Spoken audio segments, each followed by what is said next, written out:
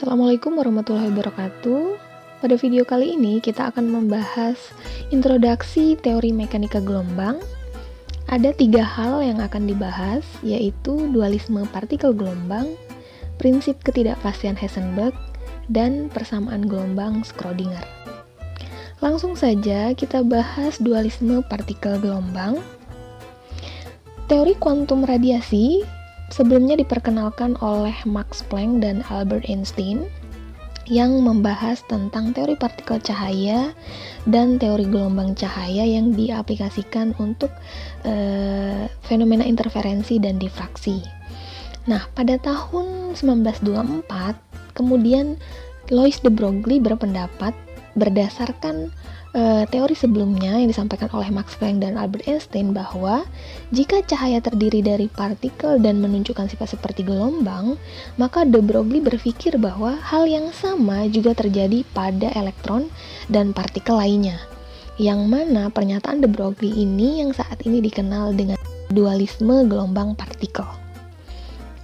Kemudian, Broglie mengkombinasikan pengetahuan terkait mekanika klasik dan fenomena dualisme partikel gelombang sehingga memperoleh persamaan de Broglie yang mana menjelaskan terkait hubungan antara momentum partikel dan panjang gelombang, dan diperolehlah persamaan seperti berikut. Oke, dari persamaan ini, jika elektron dipercepat pada kecepatan 6 × 10⁻⁶ meter per sekon dengan potensial 100 volt, maka panjang gelombangnya adalah 120 pikometer. Dalam hal ini, elektron terdifraksi saat melewati kristal. Fenomena ini sebagai dasar dalam teknik penentuan struktur senyawa kimia, ya. Di dalam pembahasan teori mekanika gelombang juga akan kita bahas tentang prinsip ketidakpastian Heisenberg yang tentunya dicetuskan oleh Heisenberg, ya. Di sini Heisenberg memiliki pendapat bahwa apabila elektron memiliki sifat gelombang, maka tidak mungkin dapat menentukan dengan pasti posisi dan momentum elektron secara bersamaan, ya. Nah, sehingga yang dapat ditentukan hanyalah kemungkinan atau kebolehjadian ditemukannya elektron itu, ya, yang mana di sini posisi yang ditentukan itu adalah posisi dan momentum elektron. Nah, sehingga di sini menurut Heisenberg, ya, probabilitas ditemukannya elektron itu ditentukan dari fungsi psi kuadrat, ya, di mana psi itu adalah persamaan gelombang atau fungsi gelombang, ya. Jadi di sini fungsi gelombang dikuadratkan itu akan ditemukan suatu probabilitas ditemukannya elektron. Di sini probabilitas itu berupa posisi dan momentum elektron. Nah, menurut Heisenberg bahwa tidak mungkin, ya, bisa ditentukan secara pasti apabila elektron itu berperilaku sebagai gelombang, karena kita tahu gelombang itu tidak pernah atau tidak diam seperti itu, ya, sehingga kemungkinan untuk ditemukan elektron itu tidak mungkin. Apabila tadi disebutkan bahwa menurut Heisenberg posisi elektron dan momentum elektron itu tidak bisa ditentukan secara pasti, namun menurut persamaan gelombang Schrödinger ada elektron yang bisa ditentukan secara pasti, yaitu elektron yang hanya memiliki satu inti atau hanya satu elektron, ya. Contohnya di sini adalah hidrogen dan He+ atau unsur mirip hidrogen, ya. Jadi di sini hanya hidrogen dan He+ yang bisa ditentukan elektron itu posisinya di mana, ya.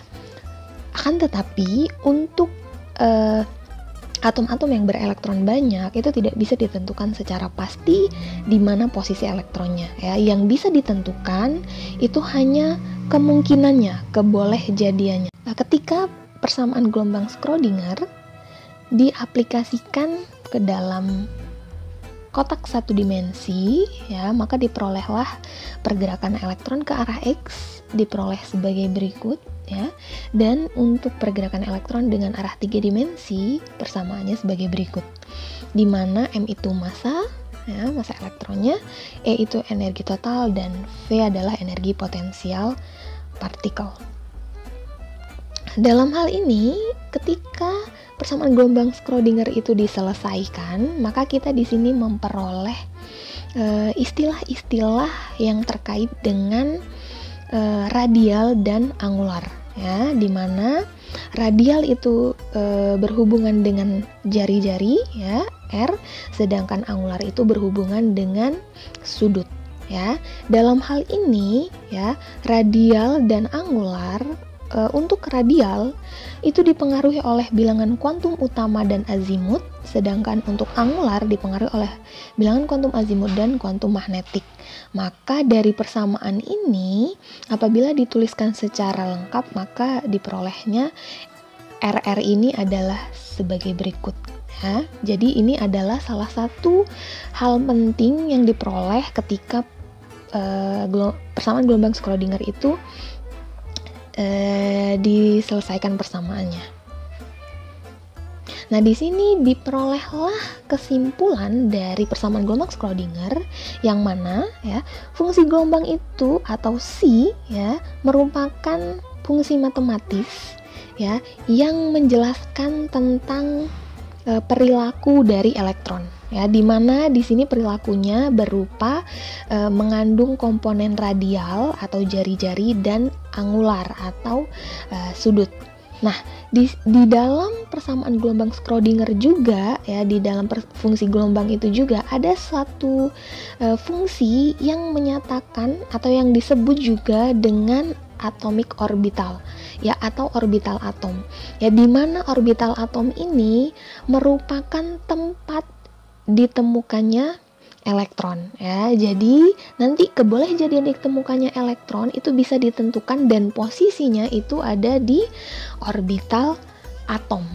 Nah, bagaimanakah cara menentukannya? Lalu apa saja komponen-komponen yang menunjukkan bahwa yang sebagai indikasi untuk kebolehjadian ditemukan elektron, ya, yang mana itu disebut dengan bilangan kuantum, ya, yang akan dijelaskan di video berikutnya. Jadi teman-teman semua bisa lihat di video berikutnya untuk bagaimana menentukan posisi dari elektron di dalam suatu orbital atom, ya. Oke, terima kasih banyak untuk inilah penjelasan terkait introduksi teori mekanika gelombang. Terima kasih, semoga membantu.